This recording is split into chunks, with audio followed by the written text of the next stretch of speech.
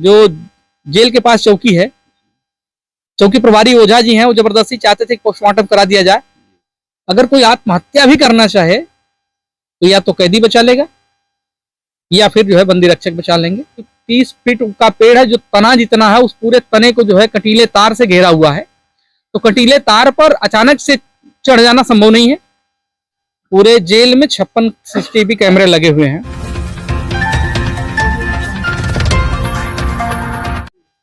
ये लोग लेट से पहुंचे हैं और प्रशासन जो है घटना स्थल इनको नहीं दिखा पाया। और अभी भी दिखाने का कुछ चांस अभी दिखाया है कि नहीं? अभी 3-4 दिन आज लगभग बीत गए हैं। नहीं है क्या, क्योंकि वो साधारण जगह घटना है नहीं, वो जेल के अंदर की घटना है और जेल इतना सिक्योरिटी में रखा जाता है। तो आप जब भी जाएंगे बिना परमिशन के अब संभव नहीं है कि वो घटना स्थल देखा जा सके। तो डीएम साहब से स्पेशल परमिशन पर, या तो डीएम साहब से या कोर्ट का मामला है, सीजीएम साहब के कोर्ट से अगर परमिशन मिलती है तो परिवार के लोग वहां जाकर के घटना स्थल अपना देख सकते हैं। घटना स्थल देखने के बाद ही एक कुछ तो अनुमान अपना लगा सकते हैं। हालांकि प्रशासन तो बार बार यही कह रहा है कि ये सुसाइड है, लेकिन प्रशासन से, जेल प्रशासन से मेरा सिर्फ 2 सवाल है। घटना जहां हुई है वो बैरक नंबर 1 है। इस लड़के को बैरक 3 में रखा गया था। 1 से 3 के बीच के जाते हुए वीडियो के कोई साक्ष्य तो होंगे, कैमरा लगे होंगे, कैमरा जरूर लगे होंगे। जैसा कि पेपर और मीडिया के माध्यम से हमने पढ़ा, दैनिक जागरण के कई पेजों में निकला हुआ था, पूरे जेल में 56 सीसीटीवी कैमरे लगे हुए हैं। तो जब 1 नंबर बैरक के पास में वो जाकर के पेड़ पर चढ़ रहा है, तो पेड़ पर चढ़ने के दौरान क्या कोई भी बंदी रक्षक उसको नहीं देख पाया? खास करके तो ऐसे संवेदनशील जगह जहाँ होती है, जहाँ पेड़ों पे चढ़ने या दीवार फागने की जगह जैसे कुछ ऐसी होती है, वहां तो और सीसीटीवी कैमरे की नजर होती है। बिल्कुल। जो जेल के अंदर, चूंकि हम 9 दिन हम लोग भी रहे हैं, डीएम साहब का कार्यालय घेरे हुए थे किसी प्रकरण को, गंभीर प्रकरण को लेकर के, तो हम लोगों को जो है तत्कालीन एसडीएम के दुर्भावना का हम लोग शिकार हुए। 151 में हम लोगों को 9 दिन तक रखा गया था। वहां हम लोगों ने सिक्योरिटी देखी, सिक्योरिटी होती है, बट इतनी सिक्योरिटी के बावजूद अगर कोई आत्महत्या भी करना चाहे तो या तो कैदी बचा लेगा या फिर जो है बंदी रक्षक बचा लेंगे। ऐसा संभव नहीं है कि वो स्वयं से जाकर के, वो भी 30 फीट ऊंचाई पर जाकर के सुसाइड कर ले। सबसे बड़ी बात कि पेड़ पर चढ़ते समय क्या कोई नहीं देखा? इतने बंदी है, जहां 300 बंदियों के रहने की जगह है, वहां लगभग 900 बंदी रह रहे हैं गाजीपुर जेल में, जैसा कि पेपर के माध्यम से हम लोग पढ़ रहे हैं। और कोई भी बंदी कहीं भी जाता है, ठीक है, 2-3 सवाल हैं शासन से, किसके परमिशन पे वो पीसीओ तक बात कर देंगे? या पीसीओ पर जाने और आने का वीडियो तो होगा। जैसा बता रहे हैं 8:15 के आसपास उसने फोन किया था, बात किया था, तो ये कंफर्म नहीं हो पाया। बाप सदमे में है, चूंकि उस दिन जो बात किया है तो मात्र इतने पूछा है कि जमानत कब हमारी लगी है। इन्होंने बताया 18 तारीख को जमानत लगी, शनिवार को जमानत लगी है, शनिवार को हो जाएगी तो ठीक, ना तो सोमवार मंगलवार को होगी, जैसा बता रहे हैं पिताजी। अब समस्या इस बात की आती है कि 45 सेकंड या 46 सेकंड के अंदर इतनी बात होने के बाद कंफर्म ये नहीं हो पा रहा है कि उसी ने बात किया, किसी दूसरे ने उसकी आवाज में बात किया।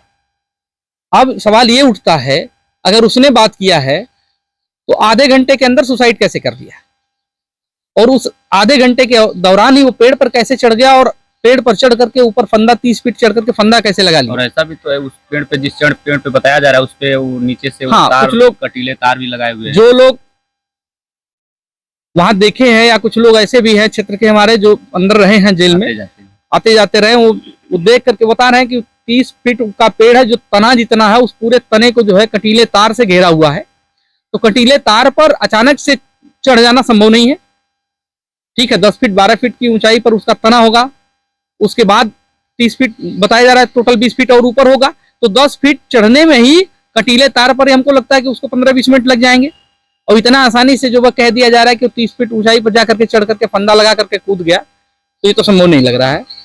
कुछ ना कुछ प्रशासन या जेल प्रशासन कुछ ना कुछ छुपा रहा है। अब किसको कौन बचा रहा है ये तो जांच का विषय है और जांच आने के बाद।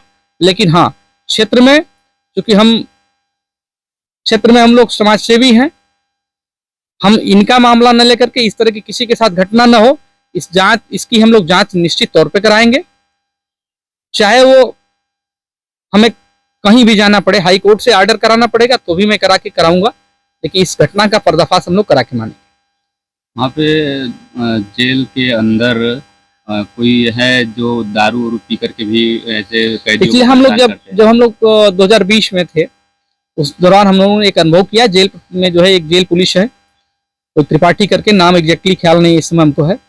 वो 24 आवर्स दारू पी करके ड्यूटी करते थे। जब भी वो ड्यूटी पर रहते थे दारू पी के ड्यूटी करते थे। और इस तरह के छेड़खानी के भी जो लड़के आते थे छेड़खानी वाले मामले में, उसके साथ बहुत ही बदतमीजी करता था। हम लोग की आंखों के सामने की वो घटनाएं हैं। तो हम लोग जब जमानत होकर के निकलते वक्त आए जब हम, तो हम लोगों ने शिकायत किया था जेलर साहब से। तो जेलर साहब ने नए कैदियों की तरफ से निकाल करके उसको जो तुरंत ड्यूटी जो उनकी पुराने कैदियों की तरफ लगाया था।